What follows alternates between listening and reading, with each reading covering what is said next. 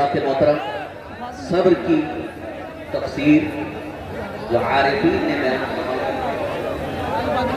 اولیاء کرام نے بیان فرمائی ہے، صوفیاء کرام نے بیان فرمائی ہے، اس تفسیر کی روشنی میں بڑا اہم پیغام دے رہا ہوں۔ واقعی آپ کو زندگی میں یہ کام آئے گا اور اس پر عمل کر لیں تو آپ کی زندگی بڑی بہتر ہو جائے گی۔ خاص طور پر جو ہمارے نوجوان کبھی کبھی سوال کرتے ہیں، توجہ سے سنیے، بہت سارے نوجوان یہاں پر ہیں اور الحمدللہ بڑے تجربے میں آئے ہیں۔ کافی نوجوانوں کے ذہن میں بات ہوگی اور ان کا جواب یہاں پر مل جائے گا۔ بہت سارے نوجوان پوچھتے ہیں آج کے حالات، آج کا ماحول گناہوں کا دور دورہ ہے، جدھر نگاہ اٹھاؤ ادھر گناہ، جدھر دیکھو ادھر برائیاں ہیں، ماحول بڑا خراب ہے۔ ہم اپنے آپ کو کیسے بچا سکتے ہیں؟ ہم گناہوں سے اپنے آپ کو کیسے بچا سکتے ہیں؟ بہت سارے نوجوان کہتے ہیں، خاص طور پر جو اسٹوڈنٹس ہیں، کالج لائف میں کالج کی زندگی عجیب ہوتی ہے، وہاں جاؤ تو وہاں بھی برائیوں کا ماحول ہے، بازار میں جاؤ تو وہاں بھی گناہوں کا ماحول ہے، نگاہ اٹھاؤ تو برائیاں ہیں، گناہ ہیں، اور سب سے بڑا گناہ کا ذریعہ آپ کے ہاتھوں میں، بڑے گناہ کا ایک ذریعہ آپ کے ہاتھوں میں موبائل، یہ بھی ایک طرح سے گناہوں کا ایک بہت بڑا ذریعہ ہے۔ اس سے انسان کتنے گناہ کر لیتا ہے۔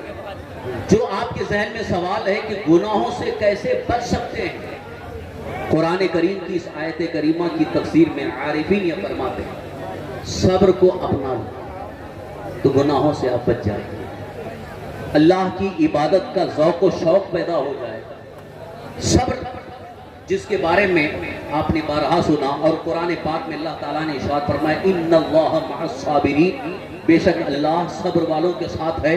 یہ کون سا صبر ہے؟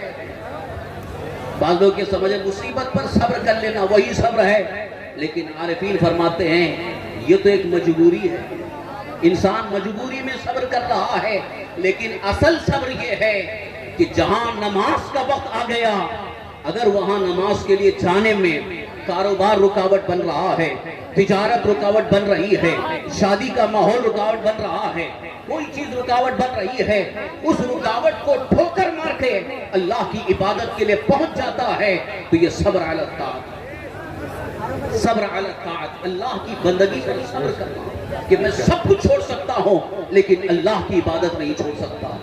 صبر علی الطاعت اگر آدمی سوچ لے تو کبھی اپنے چہرے سے داڑھی مڑانا پسند نہیں کرے گا، کیونکہ اس کو سب سے زیادہ جو اندر سے شیطان ورگلا رہا ہے، داڑھی مڑائیں گے تو تمہارے لیے کامیابی کے راستے ہیں، داڑھی مڑائیں گے تو تجارت اچھی ہوگی، داڑھی نہیں رکھیں گے تو ہماری عزت ہوگی۔ صبر نہیں ہے اس لیے اس راستے پر جا رہا ہے۔ اے مسلمانوں، اگر صبر علی الطاعت کی کیفیت پیدا کر لو، سنت مصطفیٰ کے مطابق زندگی ہو جائے گی، فرائض پر عمل ہوتا نظر آئے گا، قرآن کریم کی تلاوت کا شوق بھی پیدا ہوگا۔ آج بندہ اللہ کی عبادت کی طرف کیوں نہیں مائل ہو رہا ہے؟ قرآن کریم کی تلاوت کو کیوں چھوڑ رہا ہے؟ نیکیوں کی عادت کیوں نہیں بن رہی ہے؟ اس لیے کہ صبر نہیں رہ رہا، صبر نہیں پیدا ہو رہا ہے۔ صبر علی الطاعت کی کیفیت پیدا کرو، نیکیوں کا جذبہ خود بخود پیدا ہوتا چلا جائے گا۔ اب دوسرا جو صبر ہے، صبر علی المعصیت، جس کو آج آپ کے سوال کا جواب کے طور پر پیش کرنا چاہوں گا، سوال کے جواب کی حیثیت سے بھی اس کو سمجھیں کہ گناہوں سے کیسے بچ سکتے ہیں۔ بزرگان دین فرماتے ہیں گناہوں سے بچنے کے لیے صبر علی المعصیت ضروری ہے۔ سامنے گناہ ہے اور آپ نے اپنے دل پر پتھر رکھ کر کے کہا میں گناہ نہیں کروں گا، صبر کر لوں گا، تو گناہ پر جو صبر کر لیتا ہے اس کو صبر علی المعصیت فرمایا گیا۔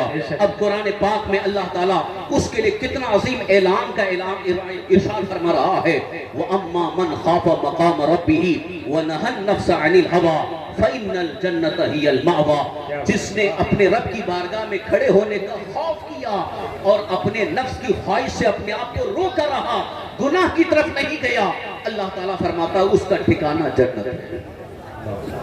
وَأَمَّا مَنْ خَافَ مَقَامَ رَبِّهِ وَنَهَى النَّفْسَ عَنِ الْهَوَىٰ فَإِنَّ الْجَنَّةَ هِيَ الْمَأْوَىٰ، آج گناہ کر رہے ہیں اور جنت کے خواہش مند نظر آ رہے ہیں، نمازیں چھوڑ رہے ہیں، جنت کے طلبگار نظر آتے ہیں، فرائض کی ادائیگی بھول چکے ہیں، حقوق العباد سے بالکل ہی رشتہ ختم ہو چکا ہے اور جنت کے خواہش مند نظر آتے ہیں۔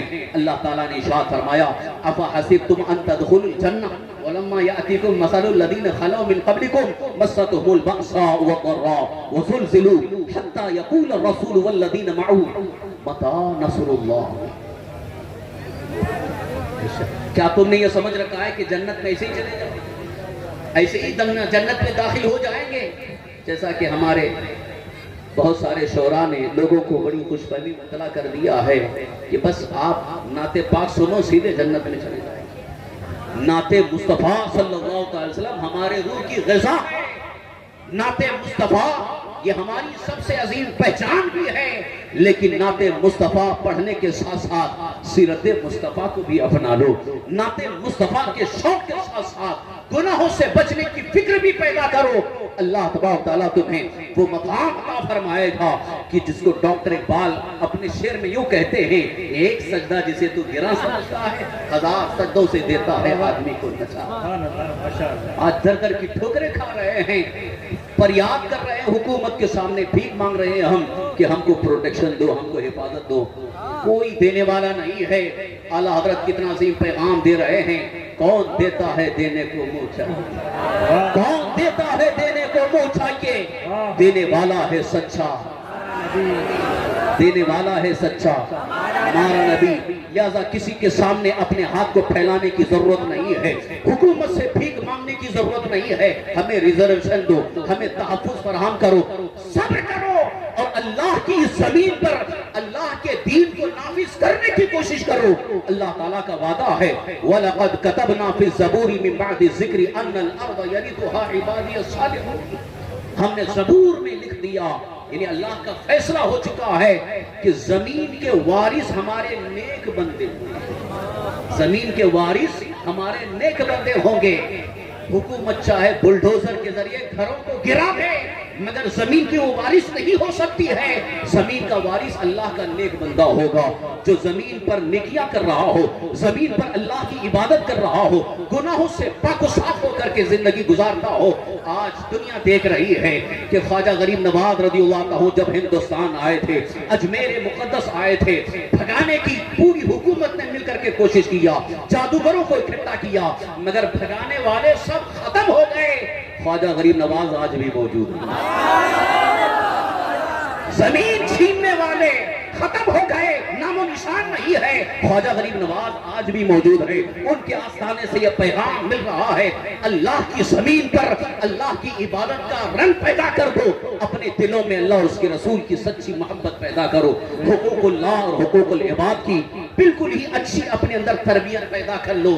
پوری دنیا کی حکومتیں تمہارے پیروں سے زمین چھین نہیں سکتی ہیں، تمہارے گھروں کو برباد نہیں کر سکتی ہیں۔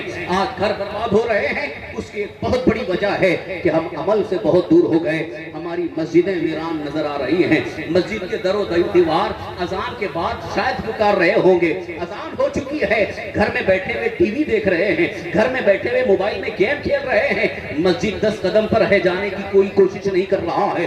آج کتنے ایسے ہیں جو صرف اور صرف جمعہ نماز پڑھ کر کے یہ دعویٰ کرتے ہیں کہ ہم مسلمان ہیں۔ صرف جمعہ کی نماز فرض نہیں ہے، بلکہ آپ پر 5 وقت کی نماز فرض ہے، فجر، ظہر، عصر، مغرب، عشاء۔ آج سے مسلمان اگر فجر کی نماز میں 5 وقت نماز میں اگر مسجد میں آ کر عبادت کرنے کی کوشش کریں، انشاءاللہ آپ کا ہی غلغلہ ہوگا، آپ کو شان و شوکت حاصل ہو جائے گی، اور پھر دوسروں کو ہمیں حق دینے پر مجبور ہونا ہوگا۔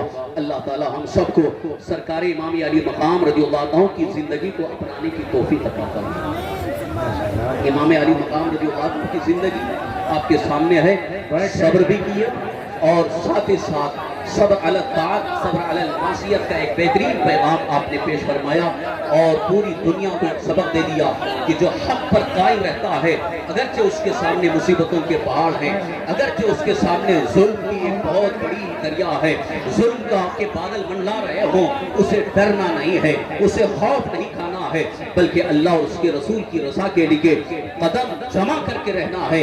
انشاءاللہ العزیز اگر دنیا سے جائیں گے بھی تو انشاءاللہ کامیابی کے ساتھ جائیں گے، کامیابی کے ساتھ ہم کنار ہو کر کے جائیں گے۔ آج بھی ہو جو براہیم سا ایمان پیدا، آگ کر سکتی ہے اندازے گلستان پیدا، ہمیں کرنی ہے شہنشاہ بطحا کی رضا جوئی، وہ اپنے ہو گئے تو رحمت پروردگار حضرات محترم۔ اب بالکل وہ سال غریب آ گئی ہے جس میں شدت سے انتظار تھا، آ رہے ہیں حافظ ناموس رسالت آ رہے ہیں انشاءاللہ، آپ بہت جلد ان کا دیدار بھی کریں گے۔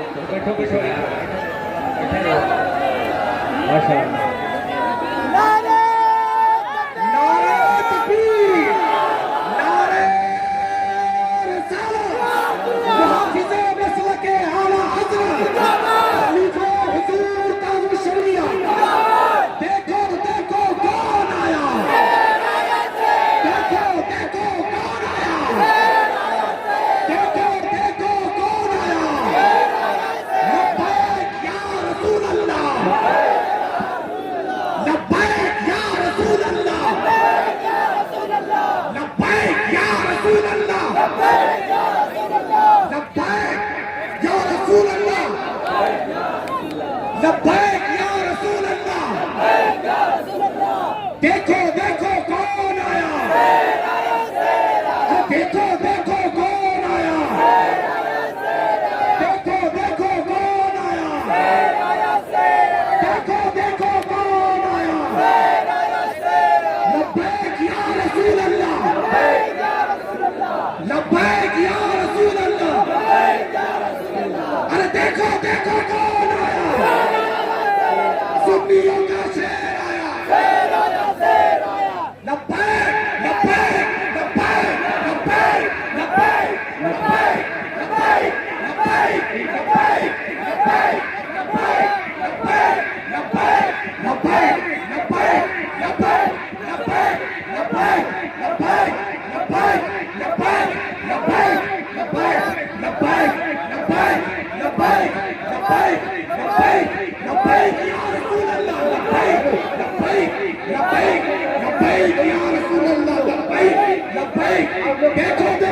کون آیا، دیکھو دیکھو کون آیا، دیکھو دیکھو سنیوں کا شیر آیا، بولو شیر آیا، حافظ مسلک اعلیٰ حضرت، ناصر مسلک اعلیٰ حضرت، حضور تاج الشریعہ، دیکھو دیکھو کون آیا،